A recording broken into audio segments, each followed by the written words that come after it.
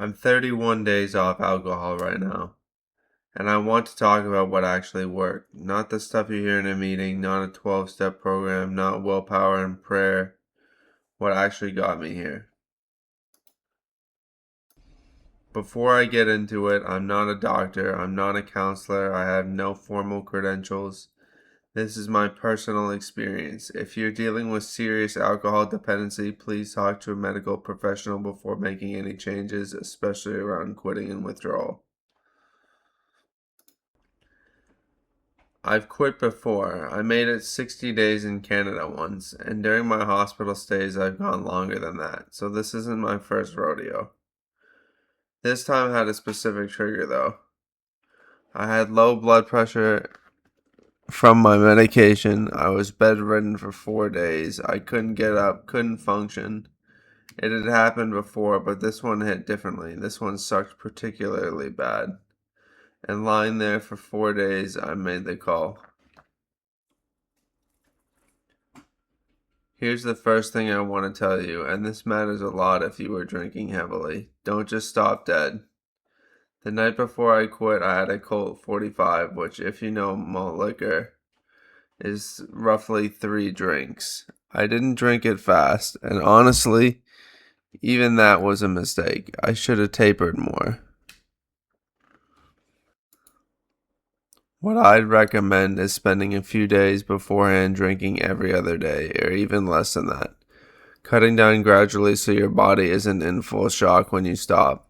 Cold turkey sounds decisive, but for heavy drinkers it can actually be dangerous. We're talking shakes, sweating, and in serious cases even seizures. The reason my first week withdrawals were manageable was because I didn't go from a 6-pack a day to nothing overnight. I gave my body a runway. And here's a tip. You can talk to any AI about withdrawals before or while you're quitting. Be honest with it about how much you were drinking and how often. It'll give you a pretty tailored picture of what you're probably going through, or what you're going to go through, and how long it will last. I used Claude.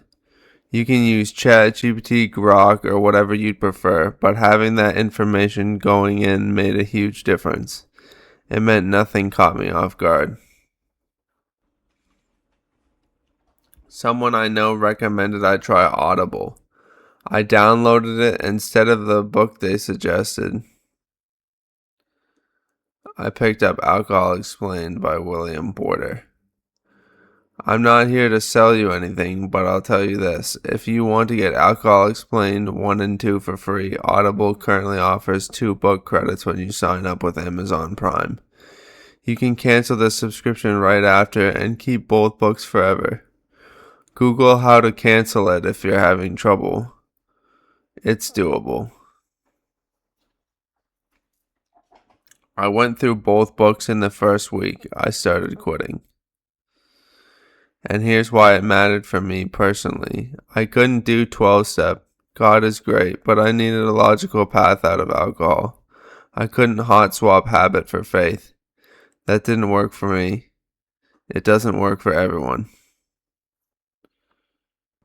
Alcohol Explained gives you the breakdown.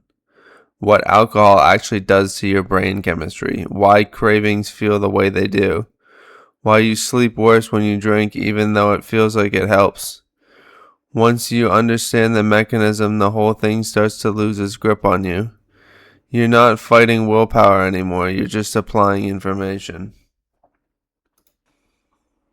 Okay, so here's the practical stuff. Water, especially in the first week, your body is adjusting and hydration genuinely helps. How much you need varies. Guys and girls process this differently, but you drink more than you think you need to. B vitamins. If you were a heavy drinker, there's a good chance you're depleted in B vitamins. A B complex supplement plus daily multivitamin will help your body start recovering. This isn't optional. It actually makes a noticeable difference in how you feel. Exercise for cravings. This is the big one. When a craving hits, and they will, do 2 to 5 minutes of exercise. Anything. Drop and do push-ups, walk around the block, jump around your living room. This works on 2 levels. First, it physically kills the cravings in the moment. Second, this is the more important one, it starts to rewire your habit loop. You've spent however long reaching for a drink every time you felt a certain way. Now you're teaching your body a different response to that feeling. Over time, the reprogramming sticks. Stay busy. Boredom is one of the biggest triggers. Early on, fill your time. It gets easier as you go, but in the beginning, an idle evening is a dangerous evening. The 10 p.m. rule. This one might sound simple, but it genuinely works. Every night I make it to 10 p.m., I just say, hey, I made it another day, and at that point, if I wanted to blow it, it's too late to go buy alcohol, so I've won the day by default. Using AI as a check-in tool. I mentioned this earlier, but it deserves its own moment. Using Claude to check in about side effects, withdrawal symptoms, weird things my body was doing, was genuinely one of the most useful things I did. You can be completely honest with it, no judgment. It'll tell you what you're experiencing, what's normal, and what to expect next. Whatever AI you use, it's worth having the resource available, especially in the first couple of weeks when things can feel uncertain. 31 days in, here's the reality. I made it a month. Sleep is fixed. This one came back faster than I expected. Boredom isn't driving cravings anymore. Keeping busy took care of that. I don't know many people here on Vancouver Island, so social situations aren't really a factor for me.